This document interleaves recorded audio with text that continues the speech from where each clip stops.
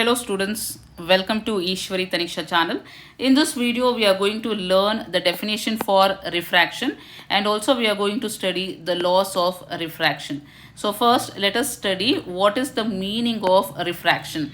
So before going into the definition, let us learn what is refraction with example.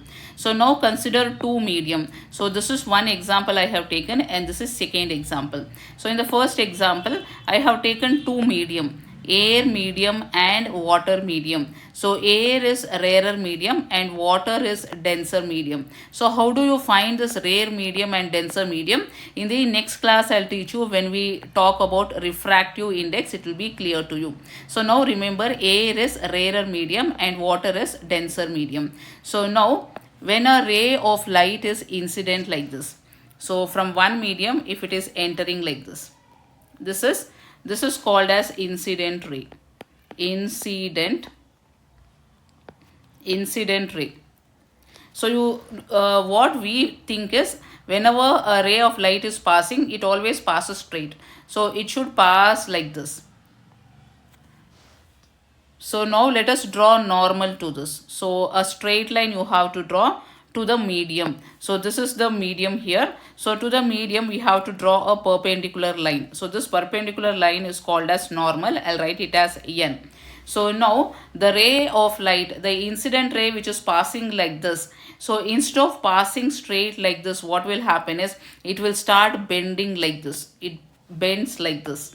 So now you can see actually the ray travels like this. So this pink color ray is called as a refracted ray. Refracted ray. So now what has happened is, whenever ray of light is passing from one medium, when it is entering into another medium, initially it is passing in air medium. When it enters into water medium, it bends like this. So this bending we call it as a refraction. So now the ray of light bends towards the normal. So you can see here, instead of passing here, it is bending towards the normal.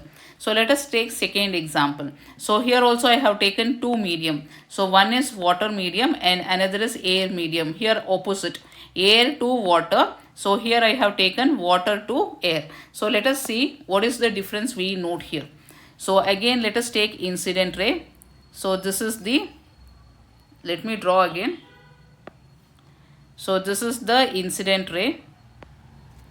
So IR is incident ray. Let us draw the normal. So this is the normal. So the ray should have passed straight like this. But instead what you will observe is, you can see the ray of light will pass like this. So this is the refracted ray. So here you can see the refracted ray is passing away or moving away from the normal. So here the ray was moving close to the normal, towards the normal, whereas here the ray is moving away from the normal. So that is the difference. When it is moving from rarer medium to the denser medium, the refracted ray moves towards the normal, whereas when it is passing from the denser medium to the rarer medium, the refracted ray will move away from the normal. So this is called as, so refraction meaning is, whenever a ray of light passes from one medium into another transparent medium, you can see bending of light is taking place. So instead of passing straight like this, it is bending. It passes like this and then it bends like this. So this bending of light ray is called as refraction. So how do we write the definition now? So when light ray passes from one transparent medium to another, from one transparent medium into another, it bends,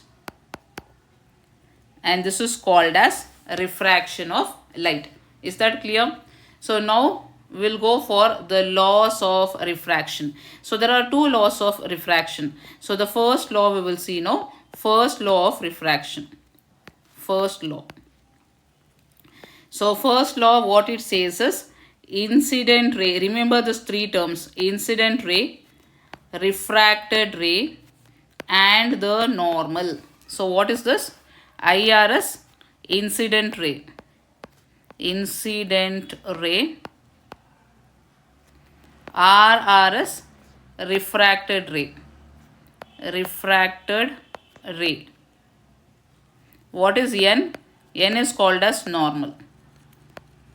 So all this lie in the same plane. Same plane. So this is first law of refraction. So these three terms you should remember: incident ray, the refracted ray, and the normal. All these three will lie in the same plane. So this is called as first law of refraction. So now let us see the second law of refraction. Second law of refraction. Second law. So here second law is also called as Snell's law. Snell's law. So here what this second law of refraction says is, so again let us take example to understand this. So now I'll take two medium again. So let me take two examples. So here this is air medium and this is water medium. So here also this is air medium and this is water medium. So now this is the incident ray. Let us draw the normal to this. Draw normal to this, and then refracted ray. Let us see. This is the refracted ray. Now this angle, that is, this angle is called as angle of incidence, small I, and this is called as angle of refraction, R. So small r. So let us take the angle of incidence as 30 degree. So here this is 30 degree and angle of refraction, let us take it as 20 degree. So this is just an example I am taking, not the exact value. So this is the first example. So let us take second example now. So again here this is incident ray. Let us draw the normal here.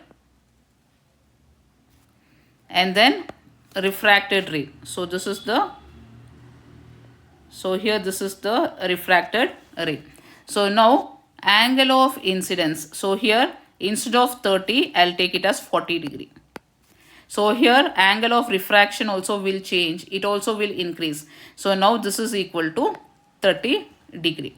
So what I have done is medium I have kept the same. So here I have taken two medium, air medium and water medium. Here also in this example I have taken air medium and I have taken water medium.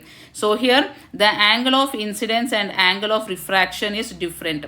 Here it is 30 degree and here it is 20 degree. So whereas here angle of incidence and angle of refraction I have taken different. That is, from 30 degree I increase to 40 degree and from 20 degree it is increased to 30 degree. So now let us take the ratio of this, that is sine of I. So what is I? I is called as angle of incidence divided by sine of R is equal to constant, or I'll write this as, so suppose in the first example, so here this is the first example and this is the second example. So in the first example, after calculating sine 30 by sine 20 if I take, so you will be getting some constant value. So that let me take it as approximate value I'll take. So suppose if it is 1.5, sine I by sine R is equal to 1.5 in the first example.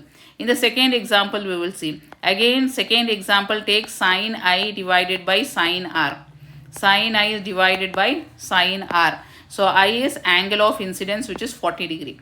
R is angle of refraction, which is equal to 30 degree. So substitute the value here. So after substituting the value, what is the answer you will get here? You will be getting again the same value, 1.5. So if you change angle of incidence and angle of refraction, so even then you are going to get the same value. So take third example. So in the third example, again change this angle of incidence and angle of refraction, and then find sine of I by sine of R ratio. Again you will be getting the same answer, 1.5. So Snell's law, or the second law of refraction, what it says is sine I, the ratio of sine I divided by sine R. Sine R is equal to constant. So this is what is second law of refraction says. So this will be constant till you keep the medium same. So if you don't change the medium should remain the same. So until the medium remains the same, sine I by sine R you will be getting constant. Suppose if you change the medium, instead of water, if I take glass here, so then this value is going to change. You will get a different value. So until you keep this medium same, you are going to get the same value. So angle of incidence you can change, angle of refraction also you can change, but you will be getting a constant value. So the second law of refraction says sine I by sine R will be equal to constant. So is that clear? So these are the two laws of refraction. So students, if you have any doubt, you can write in the comment section. I'll meet you in the next video, students.